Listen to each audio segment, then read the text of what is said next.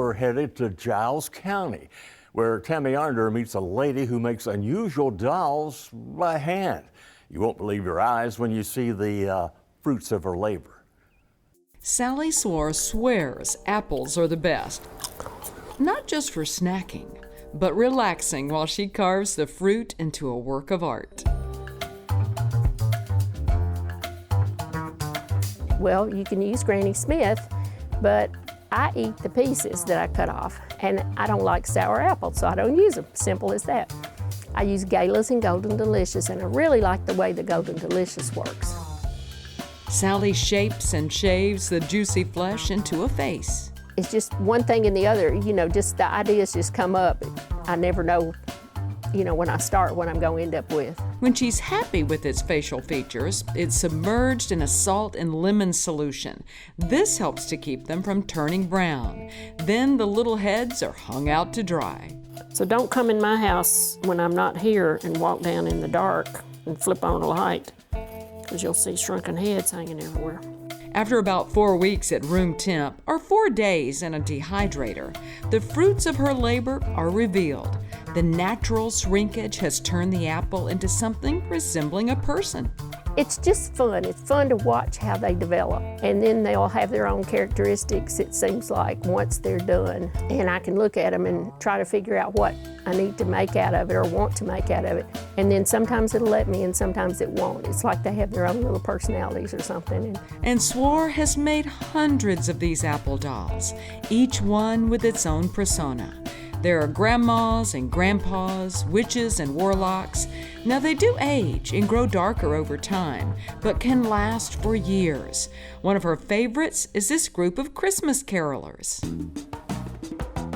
So I had to figure out how to make their mouth to look like they're singing. Now some of them look a little funny, but anyway, their mouths are open like they're singing. And so I wanted those to be less money, and less work, and so that people could spend less on them. So I started using thread cones, those big cardboard cones, and just wrapping fabric around and something to look like a shawl or a coat for a man, but they don't have any arms or anything. Part of the craft is creating the body out of fabric scraps and handmade caps. Or some bodies come in the form of glass bottles. And there's some, I started out years ago putting some on bottles. So a Clorox bottle, an old brown Clorox bottle, might be a cleaning lady. Depends on the theme of the bottle. Sally's love of sewing and doing anything by hand was something she fell in love with as a little girl growing up on a farm in East Tennessee. So I grew up with a lot of traditional values and watching my older siblings and my grandparents and my parents make things the old way and do things that way. So I've always been influenced by that and enjoyed it. Swore has even done a couple of commission pieces. One was for an artist friend named Bill, who wanted his likeness done in apple perpetuity. He was thrilled with the result. Plus, she says the hippie dolls have been very popular. The hippies, for instance, I make hands and feet out of apple.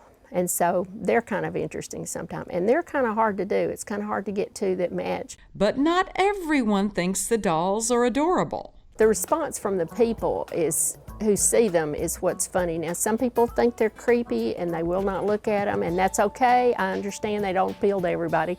All art doesn't appeal to me.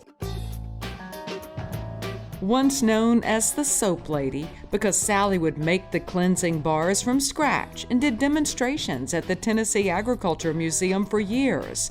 But these days, she just wants to get all dolled up. So she says even though she's been doing this for 2 decades, it never gets old because the response she gets from people at arts and craft shows is priceless. People will walk up and they'll look, and even though I have signage and I have artificial apples sitting around here and there with them, they'll look and they can't get it for a few minutes. They can't figure out how they're made or what they're made out of. And they'll see me sitting there peeling apples, and they'll look at them, and then all of a sudden the light bulb will go off. And you see the expressions on their faces, oh, that's what they are. And then they start asking questions. So that's really interesting. So on many an afternoon, Sally settles into her sofa, ready to grapple with an apple, hoping that a doll face will emerge. And one thing's for sure, As long as she has a desire to carve, she'll never starve. No matter how I carve it, it's going to change. And I always say too, I get to eat the scraps. The wood carvers and the stone carvers can't do that, can they? So.